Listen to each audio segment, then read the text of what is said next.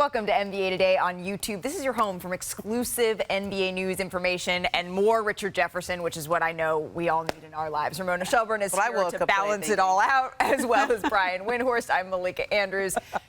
Richard, guess what we're going to talk about today? James Harden, maybe? James Harden, because he was a no-show at Sixers practice today. Is this the right tactic for James Harden?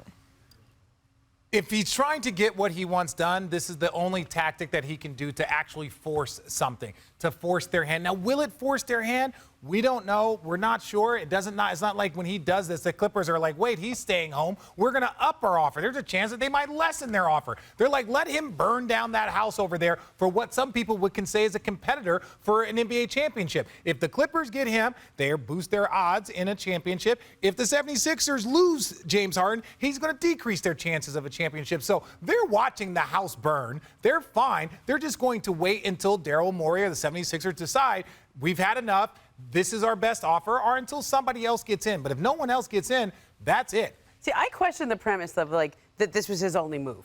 He didn't have many moves to make, right? But going home and not reporting, that's one move. But the other move could be showing up and balling out, being great and remind everyone of your value.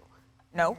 Well, because if he shows up and plays great, the 76ers are not going to be motivated to change. He's not going to. Kevin Durant did that last year. Kevin Durant and James Harden are very, very different. That's why I'm just saying it's even when, Woj on the show talked about Damian Lillard and he wanted to go to Miami and ended up in Milwaukee. Yeah. It's a great situation. Yeah, but Dame was showing up at practice thinking he would be a member of the Portland Trail Blazers for camp if he wasn't traded. He was there the last 2 weeks of the Let's summer. just back up one step if we could. James Harden is not with the Philadelphia 76ers. Right. Just in case you've missed it, he is where, Ramona? He's in Houston, and he's been there for the last 3 days. And he's been there for the last 3 days. And did he tell the 76ers he was going there? No, just left. So that is a bit of a problem. Brian, where do we go from here?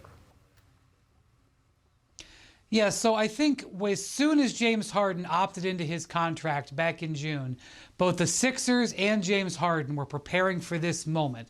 There was hope that maybe there could be a trade. There was hope that maybe Harden would, get over it and end up playing. That has not happened. What James Harden is doing is he has made a statement that he will not play for the 76ers again with Daryl Morey as the general manager, and he has now held out twice, first out of early part of training camp and now holding out of practice and potentially missing the start of the season. What the Sixers have done is that all the contracts just about that they executed over the summer leave them salary cap space for next year. And as soon as Harden locked himself into a one-year contract, they moved on. So in all honesty, they have been preparing for this moment. Maybe not hoping for this, but preparing for this. And a big part of that, Malika, is Tyrese Maxey. This very well could end up being Tyrese Maxey's moment.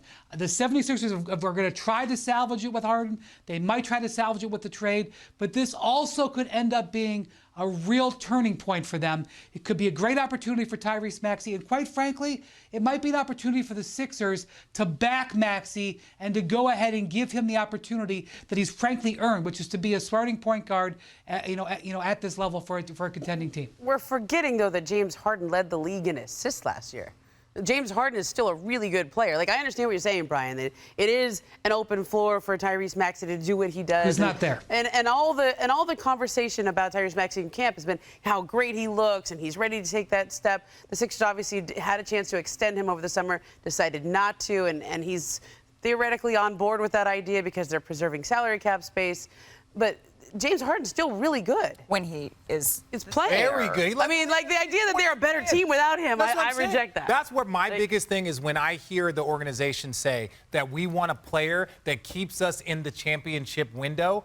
You're not getting a 20-10 player. You're not getting that level. You might get 65-70% of the value that James Harden actually brings, and we're not even talking about from the popularity and the TV ratings and the shoe sales and you're getting about 60% of him. So to me, it's hard to say that's what we're waiting for, because I don't see anybody in the NBA that's like, oh, we want to give you an all-star level player for what is a future Hall of Famer. We're pinballing around a little bit, but I think that's partly because that's how this storyline has felt, is that we're just kind of going all over the place. But Brian, can you help fill in some gaps on why Ramona used the term escalation on NBA Today earlier this afternoon, that this was an escalation for James Harden, and we could even see more. What I'm curious about is why now? Why not show up to camp and then end up showing up to camp late and then talk and say you're going to play in a game and then not?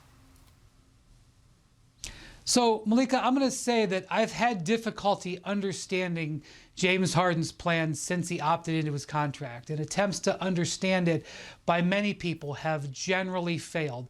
The choice to opt into his contract very much limited his options and sort of forced this situation that you're in today. I don't understand why he came to camp 2 days late if he was only going to walk out again. I don't understand why last Friday he said, and it clearly taken at face value by his team, forget about the media and the fans, it was taken at face value by his teammates and his coach and his front office, that he was intending to ramp up this week to play Friday in the last preseason game, with the indication, I believe he even said, I plan to play basketball. And so why he would do that misdirection, what that achieves, frankly, I don't understand. I've struggled for months now to understand what the plan is, but I will say that this move does potentially get him what he wants. And if he gets traded, whether it's tomorrow or it's 2 weeks or 2 months, especially if it's to the Los Angeles Clippers where they get his bird rights and he gets on the team he wants with the team that could potentially pay him, he's going to end up as the winner in this.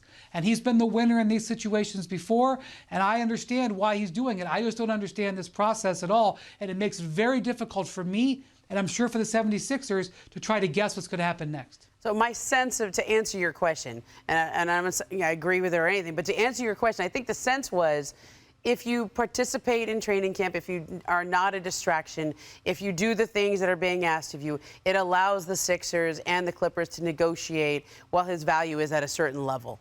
And so all those conversations had been ongoing. They have not been productive. And I think maybe in James's mind that they were going someplace. And they haven't. And that's why now, with a week to go, he says, no, I'm going to Houston. I'm going to sit this one out. So we're a week away from the regular season beginning. We are days away from the final preseason game. This is going to change moment to moment, Richard.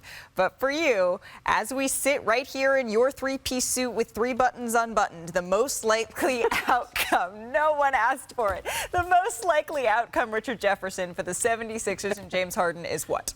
James Harden gets traded. James Harden gets traded. Which is what he wants. Somewhere, I don't know. But I just think that I just think that you owe a level of of Joel Embiid. You owe a level of stability to a player of that caliber, or else don't look at him like he owes you something or loyalty. If you're not bringing me stability, I'm not giving you loyalty. And it's been too long. We've sat in these chairs for years and have covered drama after drama, things that have happened. Now, look, the 76ers are very good, right? They're a very good team. And with James Harden, they have a chance, but the chance ain't that high. They're still probably the 6th best team in the league with James Harden and Joel Embiid pushing. They haven't been to a conference finals since 2001 with Allen Iverson. That's how long of a gap it's been since they were actually in the finals or actually in that place. To me, the biggest question, though, is how much harm is done to everyone involved here until he is traded. Is this 3 months until he's traded? Is this 3 days until he's traded?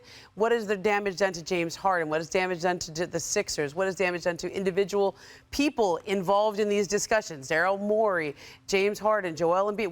What is the cost of all of this? Because we're nowhere near a resolution. Yeah. And there's still a lot of harm that can be done. And Brian, to you, the most likely outcome?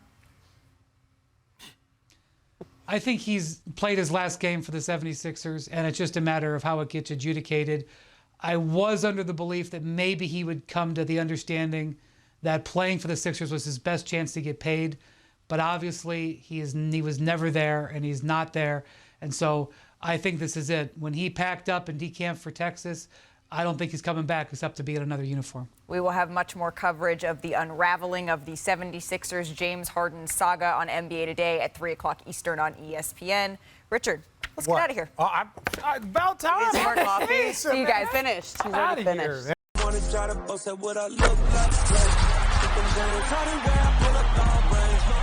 Jimmy with the heat, I'm on fire. It's 88 over here,